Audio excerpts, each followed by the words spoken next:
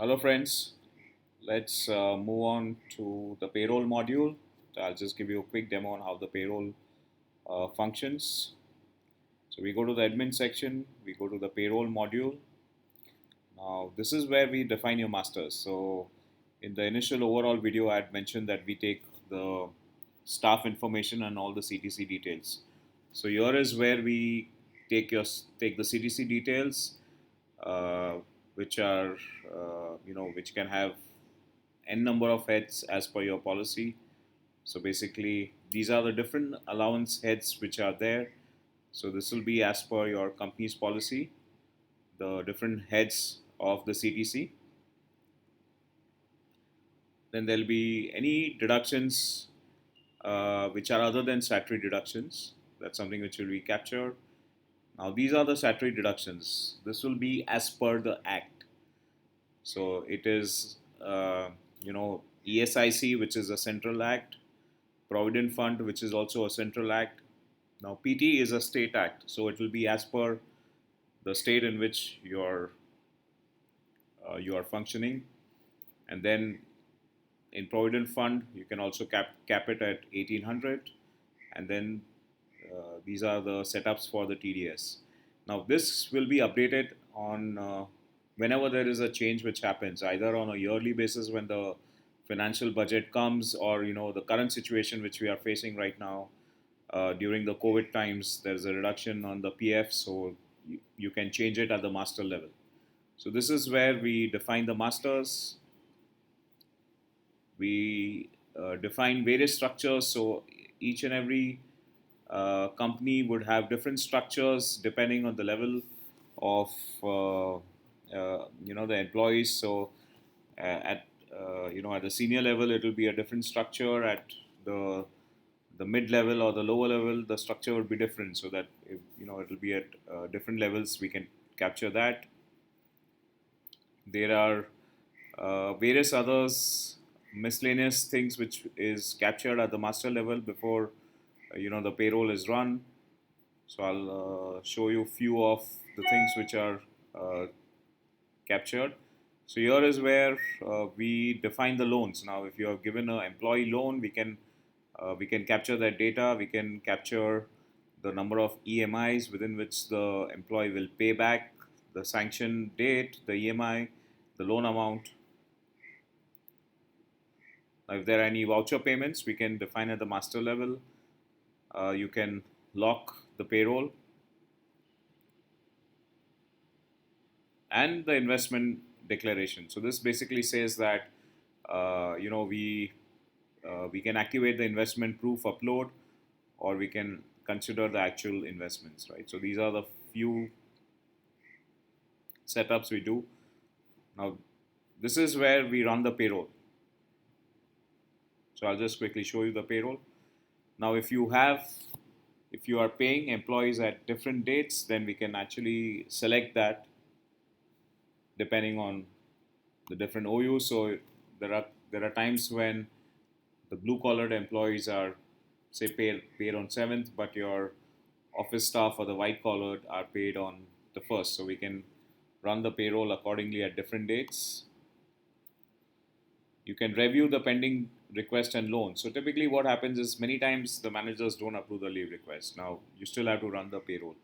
So you as an administrator or the payroll, the person who runs the payroll, can get the genuine leaves to approve. Similarly, if there are any attendance requests which are not approved, you can do it out here.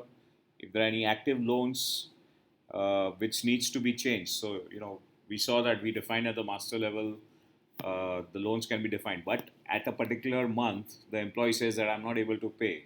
So here is where you can adjust the loans. I've already explained in detail how the attendance is captured in the attendance video, but at the same time, if you want to make any changes in the data which is received as an attendance input, you can do it at this level, day wise, employee wise, and just it can be changed. Plus, you have an option of uploading the attendance manually. So this is where you can upload the attendance manually. Now, if there are any one-time payouts Other than the CTC, it can be processed from here. Similarly, if there are any one-time deductions, it can be done from here.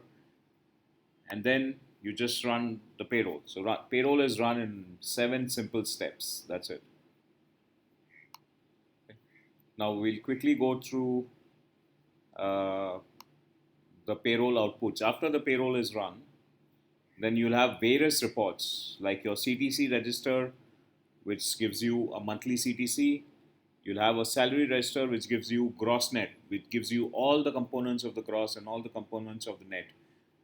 uh, sal- Salary register combined. Now, if you have more than 2, 3 legal entities in your domain, then we can have a combined salary register, and then the bank transfer file. Now, bank transfer file is the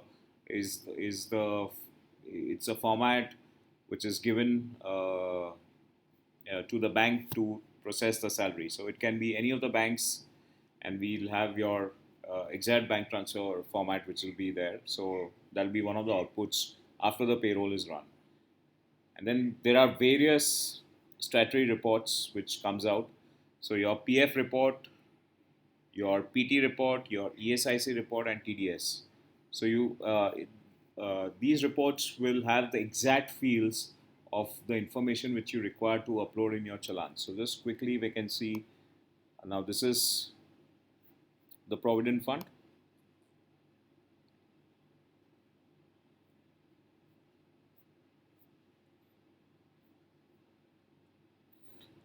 So if you see,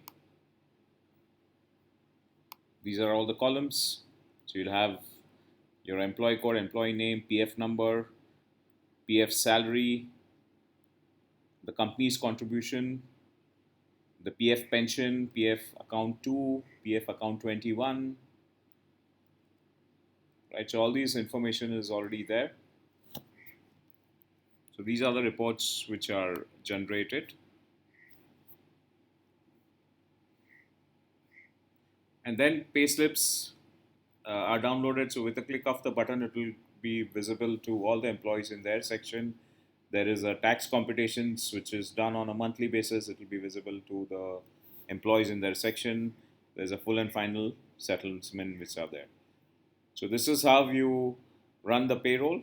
And I also want to quickly show you the compliance.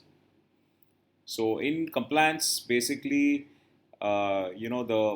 the various statutory dates are already defined, right? So all you need to do is after the payroll is run, the person has to just go in and actually put in the actual dates whether he's done the compliance. So just click on here. The ESIC compliance has to be done on a 15th. Now when has that person actually filed? You can just put in the date, put in the comments, and upload the file of when it is done. So as a owner or as an administrator, I'm able to see the compliance calendar saying that, okay, this is my compliance done at a particular date. So that's the payroll and compliances. Now let's also see on from the view of an employee. So employee, as I said, is able to see his pay slips on a monthly basis. He's able to see his tax computations on a monthly basis. And this is the investment declarations. So the employee can make a investment declaration at any point of time, and this is updated as per that particular financial law, financial year requirement. So these are the investment declaration. It gives you full detail of the heads of the ones which you have to fill in. You have to just put in the amount, and if yeah, so once you have done that, you can actually do it on a monthly basis, and if you change it, the tax will be automatically calculated at the payroll level. Now come November, December is where you have to actually produce the supporting. So you can upload the supportings out here, choose the file, and after the audit is over, the approved amount is put in here, or the audited amount is put in here, and the tax will be accordingly calculated. So that goes on your investment declaration. So thanks a lot, guys. This is all about payroll.